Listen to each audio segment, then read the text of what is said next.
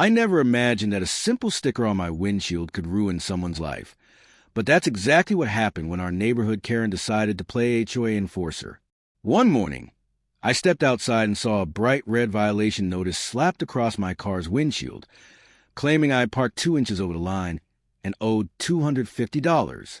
The thing is, I knew real HOA fines don't look like that, and they definitely aren't signed Karen Whitmore, Community Standards Director. My stomach sank as I read the payment instructions. Make the check payable to Kay. Whitmore at her personal address. This wasn't petty. It was outright fraud.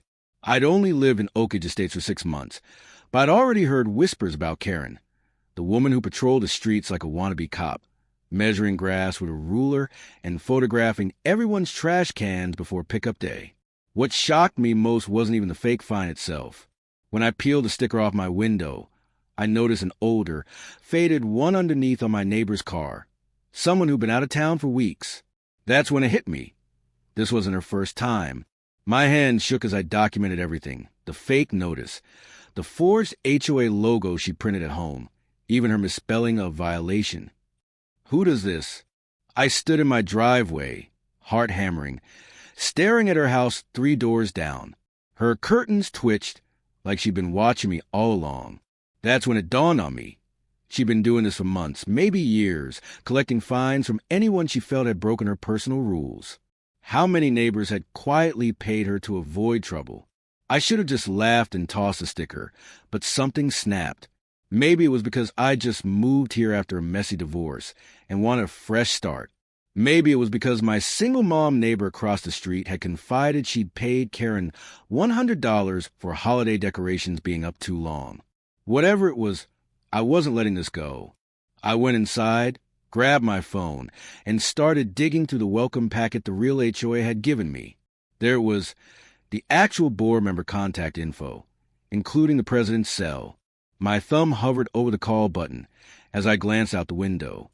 Karen was now on her porch, arms crossed, staring straight at me. I hit call. The president picked up on the second ring.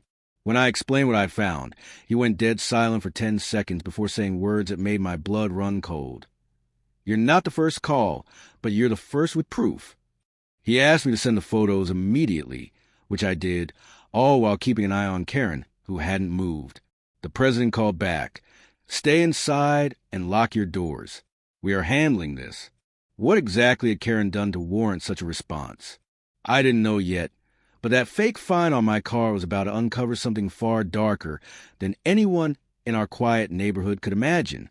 That night, I barely slept. Every time I closed my eyes, I saw Karen standing on her porch like a statue.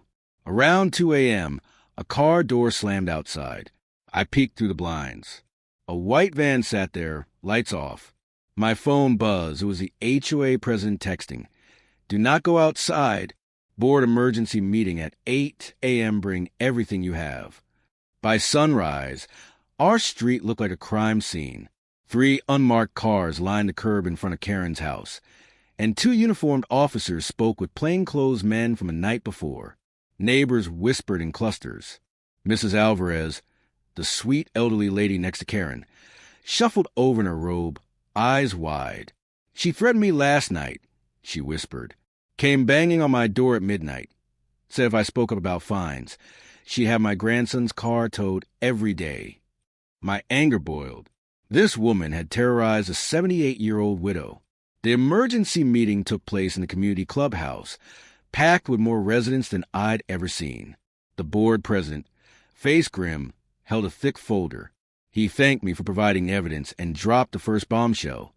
Over the past 3 years, Karen had collected more than $18,000 in fake fines from at least 27 households. People gasped. Someone behind me started crying. That wasn't the worst part. They cross-referenced her notices with actual HOA records. None existed.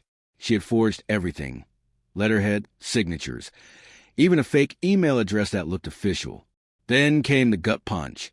When confronted yesterday, she claimed she was helping the HOA because we weren't strict enough. Helping? By pocketing thousands?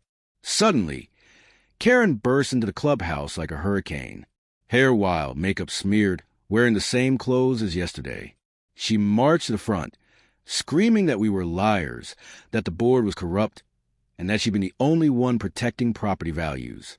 Pointing at me, she shrieked, "You ungrateful people! I spent hours patrolling these streets while you sat inside doing nothing. Those fines were donations for my time." Donations? The HOA president calmly told her that multiple residents had already filed police reports for fraud and extortion. Karen's face twisted in rage as she lunged toward the table where my evidence photos were displayed. 2 board members grabbed her arms to restrain her, but she completely lost it, screaming threats, hurling insults, even spitting at Mrs. Alvarez when she tried to speak up. Security had to drag her out while she kicked and howled like someone possessed. The vote was unanimous. Immediate removal from the neighborhood, permanent ban from all HOA activities, and full cooperation with the police investigation. But as they hauled her away, she locked eyes with me and hissed something that made my blood run cold. "You have no idea what you've done. This isn't over." Later that afternoon, moving trucks arrived at her house. Not 1, but 3 professional movers, supervised by police, began boxing everything up. That's when we learned the darkest part. She wasn't even supposed to be living there. Her divorce had been finalized 2 years prior, and the house legally belonged to her ex-husband, who'd allowed her to stay out of pity. He arrived that morning after a police call, looking devastated. Apparently, he had no idea about any of this. Karen had been intercepting his mail, forging his signature on HOA documents, everything. He apologized to the neighborhood. By evening, her house was empty. Years of terror vanished in a single day, but her final words haunted me. What exactly had I uncovered that was bigger than fake fines? Then my phone rang, an unknown number. I almost ignored it, but something made me pick up. A low, serious male voice said, "You don't know me, but I used to live in Oak Ridge Estates 5 years ago. Karen did the same thing to my family, but we never reported it. There's something you need to know about where that money really went." My heart stopped. This wasn't over. The man, David, explained that Karen had funneled the cash to her son, a grown man in his 30s, who had been in and out of prison. The fines funded his legal fees, failed rehab stints, even bail money. Worse, he was violent and dangerous, and Karen had been protecting him all this time, using the neighborhood as her personal ATM. It all clicked. The weird disappearances, her locked garage, late-night arguments, and the man's voice I'd overheard through the walls that wasn't her ex. David told me the police had raided her house not just for fraud, but for illegally harboring her son, who had violated parole by living there. Karen had forged documents to cover it up. The newcomers, single neighbors, and those without strong roots, like me, were her primary targets. The single mom across the street had paid her off to avoid threats. As David spoke, I heard sirens on his end. They're arresting her now for aiding and harboring a fugitive. The money trail led straight to it. The line went dead. I rushed to my window just in time to see police cruisers pull up again, lights flashing. Karen was outside, arguing with an officer, still clinging to her HOA queen delusion. They read her rights and cuffed her on the lawn she patrolled so obsessively. She didn't go quietly, screaming about corruption and how she was just protecting her child. For the first time, I saw desperation replace rage. She wasn't a monster. She was a broken woman twisted by love into something unthinkable. The neighborhood watched in stunned silence. Mrs. Alvarez held my arm. Karen had lost her way when her son went wrong, but none of us felt pity enough to forgive. Weeks later, the HOA refunded every fake fine with interest from a settlement with her ex-husband's insurance. Her house sold quickly to a young family, who actually smiled at neighbors.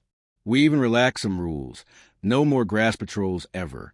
Now, when I check my windshield each morning, it's clear and I feel a heavy kind of peace. Karen was sentenced to 3 years. Her son received a longer sentence. Eventually, she accepted a plea. Some mothers will burn the world down for their kids. Ours almost did. $18,000 at a time, one fake sticker after another. If you're dealing with an HOA tyrant, document everything. Sometimes the person writing the rules is the one who needs them most. If you enjoyed this story, hit that subscribe button. Every subscription motivates me to share more dramatic HOA stories. Tap the bell icon so you never miss an upload. I'll see you in the next story, where justice gets even more satisfying.